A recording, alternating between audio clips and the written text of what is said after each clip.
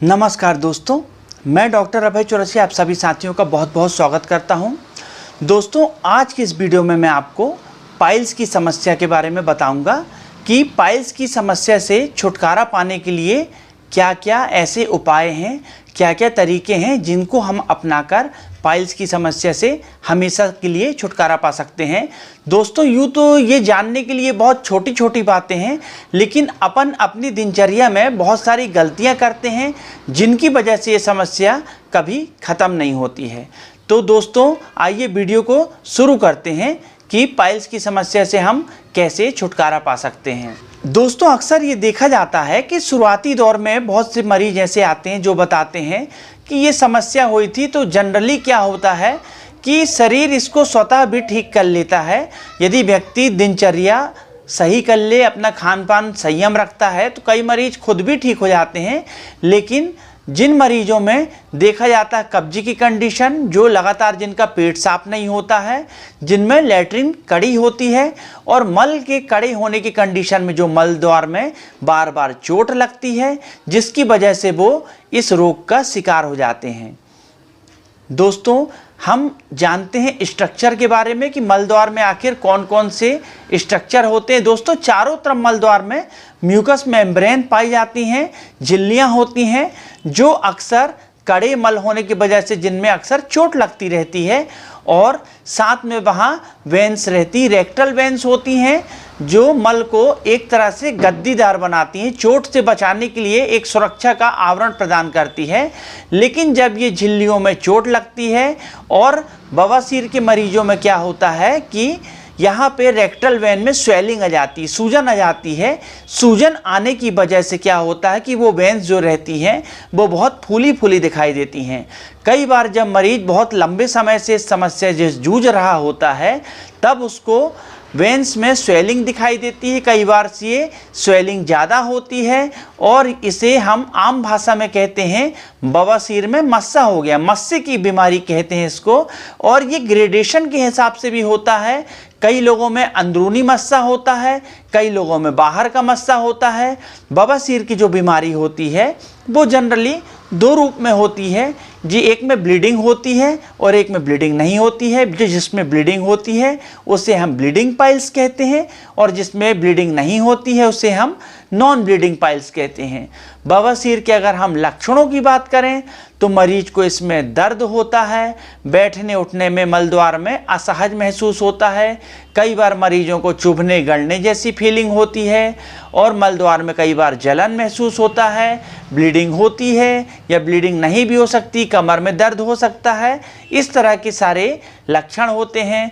मरीज पहले से ही कब्ज से परेशान रहता है जिसमें मरीज को बार बार लैट्रिन कड़ी होती है और लैट्रिन कड़ी होती है उन्हें और उसके बाद ब्लीडिंग हो जाती है। तो ये सब समस्या मरीज में बनी रहती है। तो मैं आपको ये बताना चाहूँगा कि आखिर वो कौन सी बातें हैं जिनकी वजह से आप ठीक नहीं हो पाते हैं। आइए दोस्तों, अगर आप इस समस्या से छुटकारा पाना चाहते हैं तो इस वीडियो को लास्ट तक पूरा देखिएगा।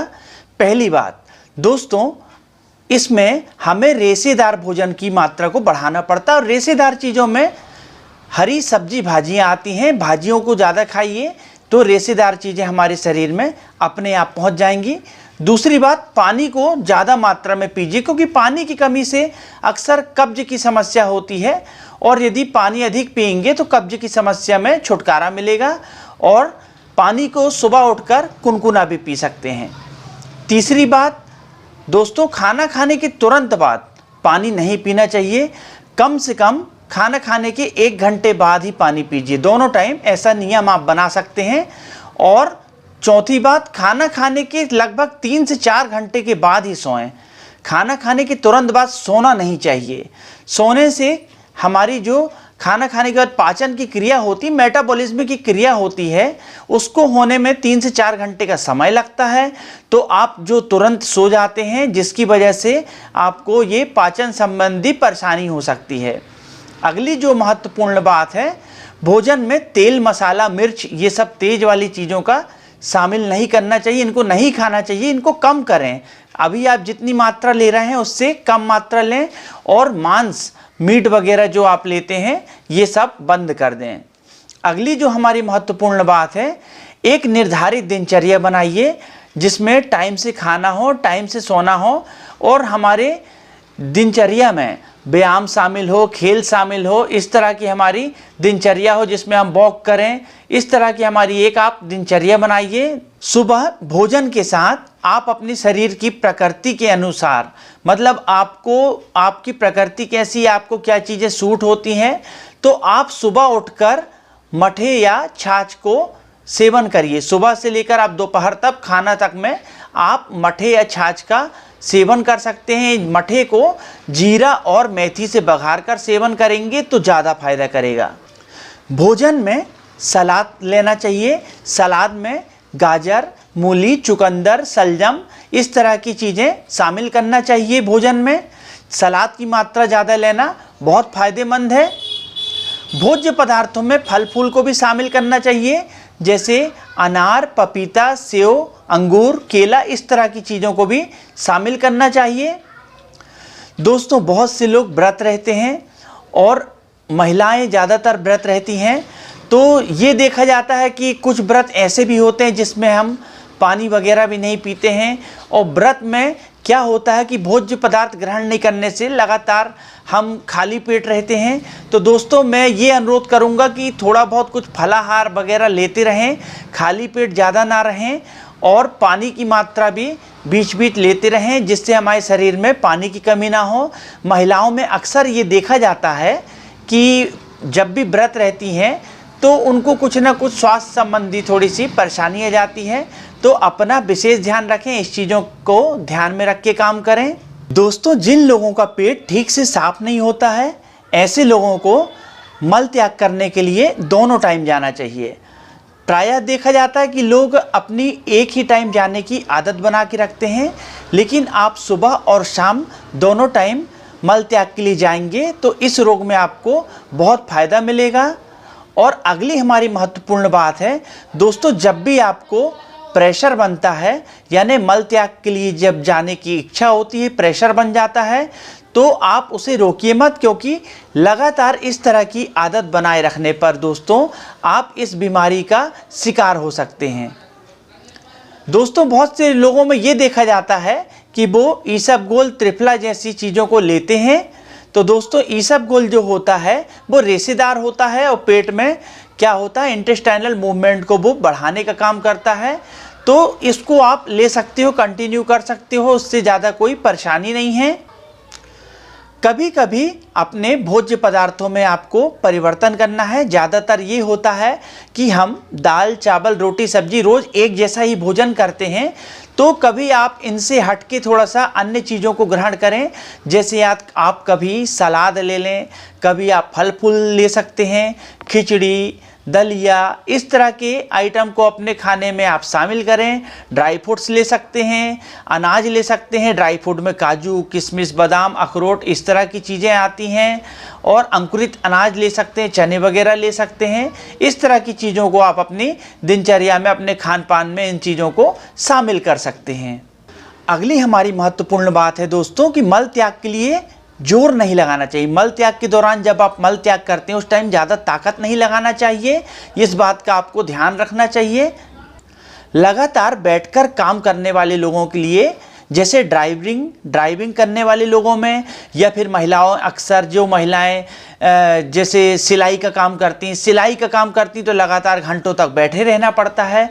तो ऐसे लोगों को क्या है कि थोड़ी थोड़ी देर में उनको वॉक करते रहना चाहिए, थोड़ी थोड़ी देर में पैदल चलना चाहिए, ताकि उनके शरीर में जो सर्कुलेशन होता है ब्लड का, वो प्रॉपर तरीके से होता रहे।